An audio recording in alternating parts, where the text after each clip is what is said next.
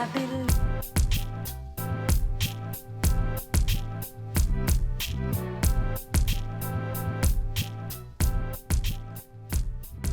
Hello, my name is Frank Lattin, and I'm the founding executive director of the Westside Media Project and Storyline Studio. I'm also the host of this discussion centered around issues facing Black-led nonprofits.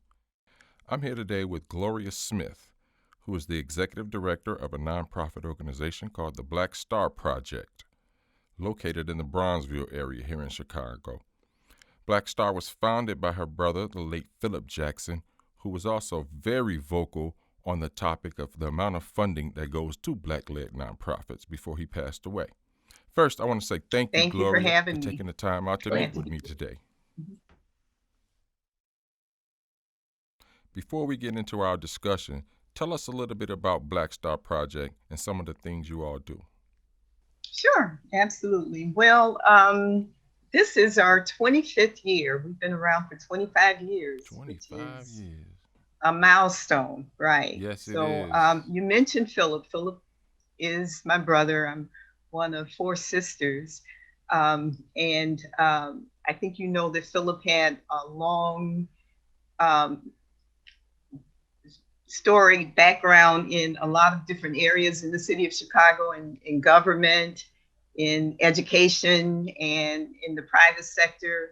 He did all of that, but decided to um, start this nonprofit, the Black Star Project. And it's interesting. He asked me to be a signer on the initial documents. So I am one of the founding board members for the project. So I've Okay, been involved since the beginning. okay. So, what are some of the initiatives that you all are involved in? Yeah, so our mission is to close the racial academic achievement gap and to uplift Black and Brown communities, in areas of finance, economic empowerment, and in education. And so we have done programs in mentoring, in tutoring. Most recently, our focus has been on financial literacy. So we've started this program called Building Chicago's Next CEO. And it is a youth micro entrepreneurship, youth leadership development program that we're doing every summer. And so we're excited. We're going to start another cohort soon.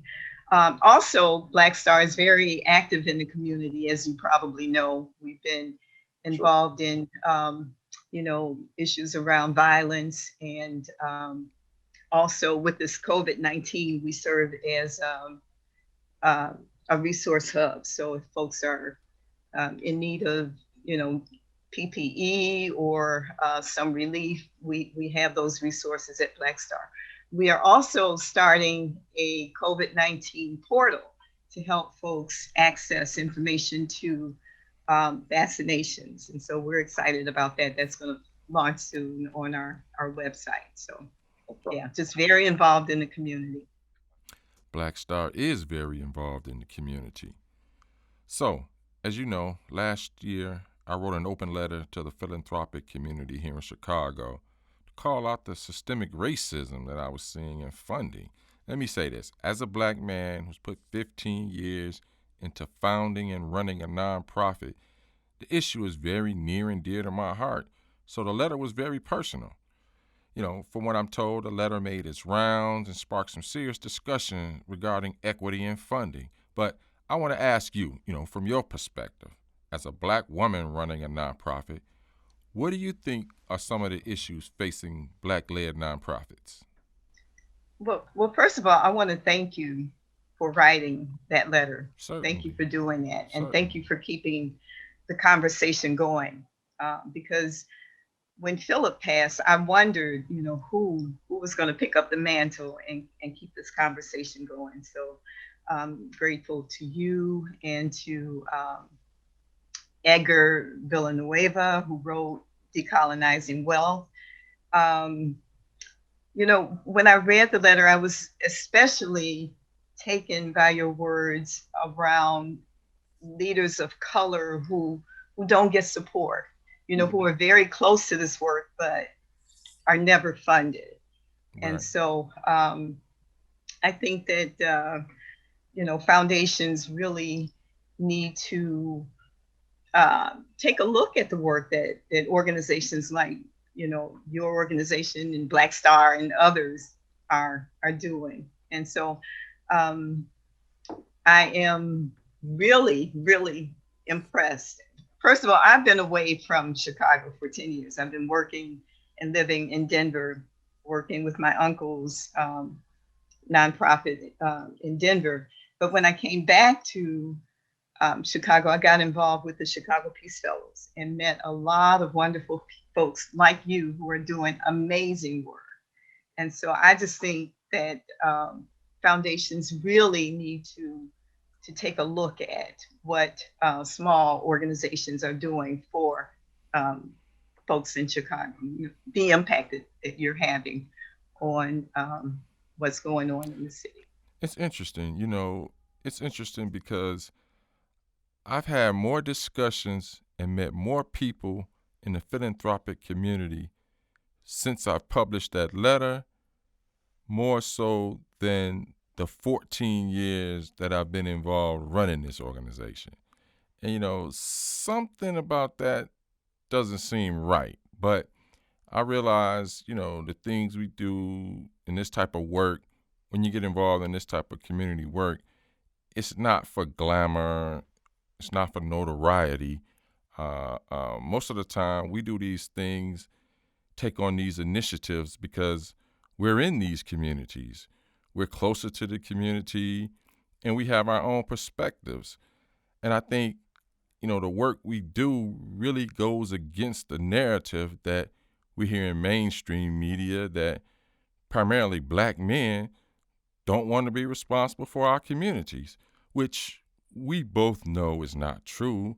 So when I see and hear of Black men and women leading organizations, doing great work in neighborhoods, I get inspired by that.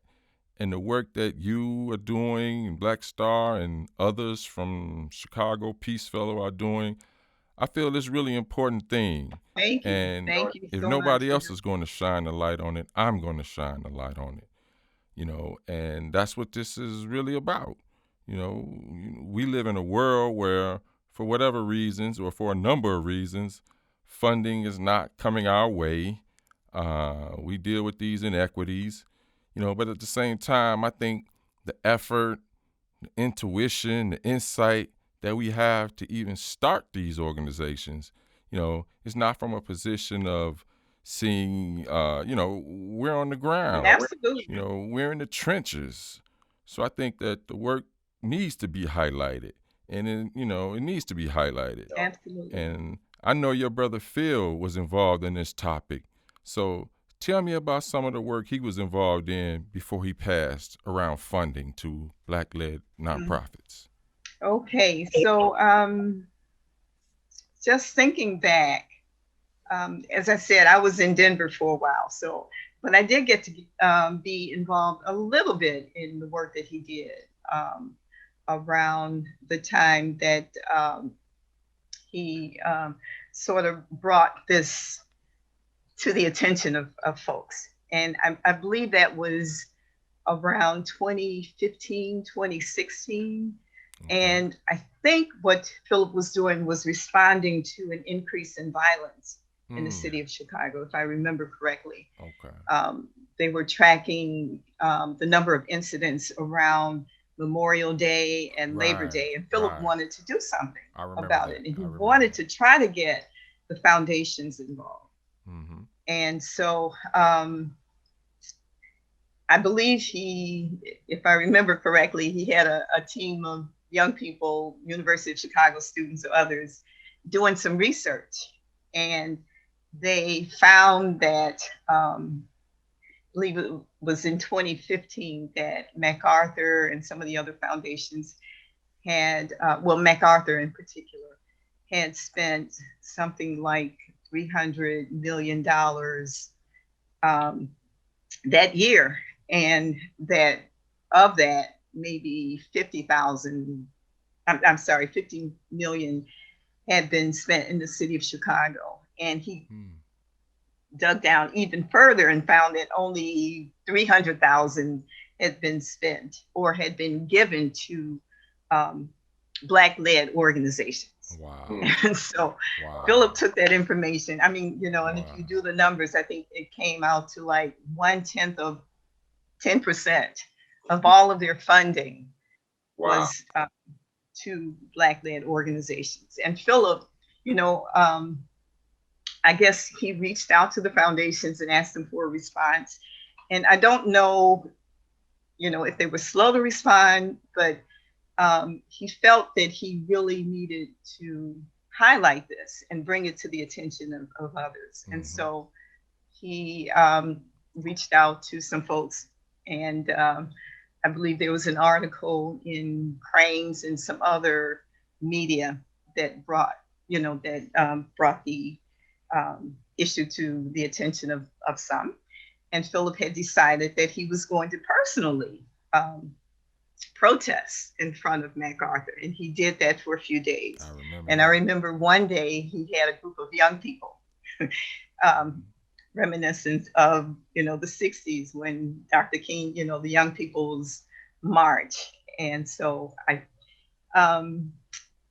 it's interesting. Philip did that knowing that it was a risk. He Yeah. was really, um, Risking his organization. risking funding coming to the Black Star Project. Right. But he didn't care. He was hoping that, by doing this, by shining a light on this, that it would open funding to other organizations like your organization and to, organizations, as you said, who are on the ground doing the work.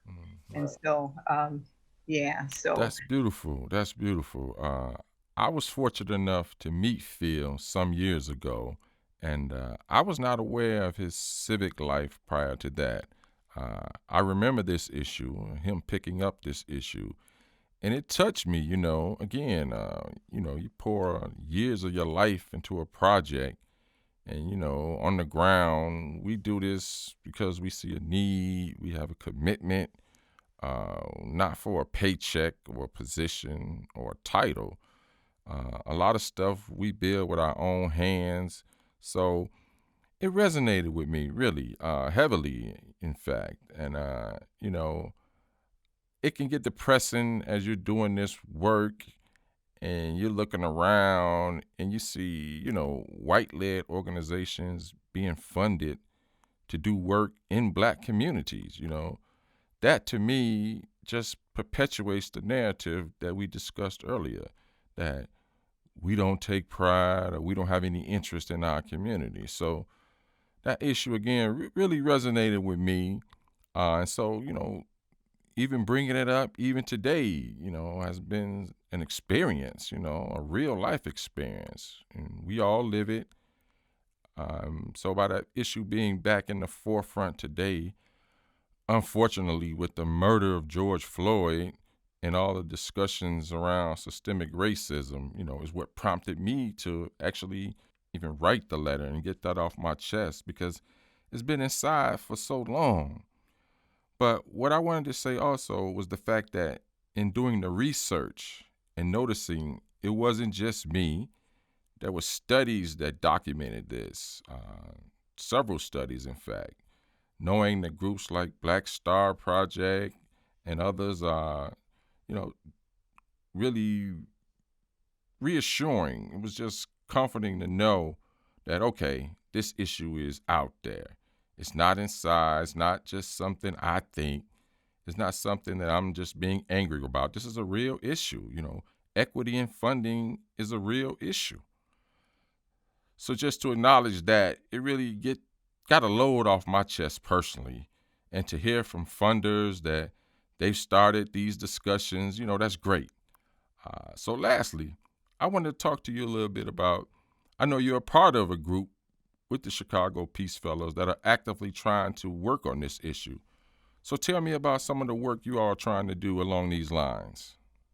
Okay, so I'm a part of a group called it's the Funders Pledge Team, which is a part of the Chicago Peace Fellows um, Mutual Aid Collaborative effort.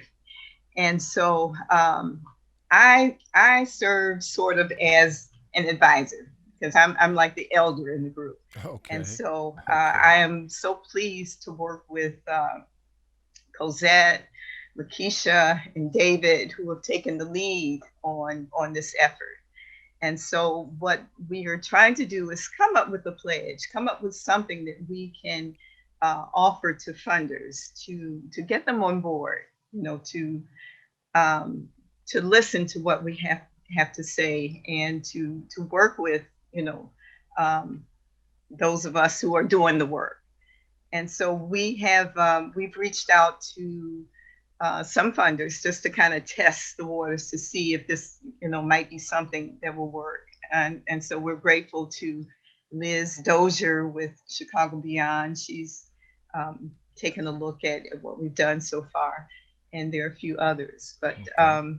you know, I'm hopeful. I'm very hopeful that this work will you know, come to the attention of funders. And, you know, I will say that since, you know, Philip's protests and, you know, the work that he did a few years ago, I have seen some foundations who are have been responsive. You know, I'm grateful to, you know, the Chicago Community Trust, Field Foundations. I think some of them are, you know, are getting it. So, and you know, I'm hopeful for the future. You know, Yes, optimism. I agree. That was the sort of sentiment when I spoke with a few funders. I don't think the issue of black-led nonprofits was at the top of their radar or agenda, but I think they're starting to recognize that there's a lack of diversity in where the funding goes, and that really has a huge impact. So, again, it's a great start, but for me, just acknowledging that, okay, we have an issue here. And I know these things don't get solved overnight, but the fact that we acknowledge that these are things we need to address, for me, I'm optimistic about the work we all need to do to keep this momentum going. I agree. I agree. And you know, I think that the impact that the work that we're doing here in Chicago has a national impact. So um, again, very grateful for your voice and you know for Edgar's voice. I'm just, you know, as I said, I'm one of the elders, and just I work with a great group of young people who march with, you know, the Black Lives Matter, you know, the George Floyd um, events, and who are you know, taking on this COVID response and just doing great work. And so I'm very hopeful in the future. Well, listen, I want to thank you, Gloria, for taking the time to meet with me today. I knew this would be a very rich discussion because of your experience and your brother Phil's experience. And I just think we have to keep pushing. We just have to keep pushing. But thank you again for your time and enjoy the rest of your day. Okay, you too. Take care. Again, that was Gloria Smith, Executive Director of the Black Star Project here in Chicago, and this was part of our ongoing discussion regarding issues facing black led nonprofits. My name is Frank Latin with Storyline Studio Chicago. You can follow us on Facebook, Instagram, and YouTube for our latest content. Thank you.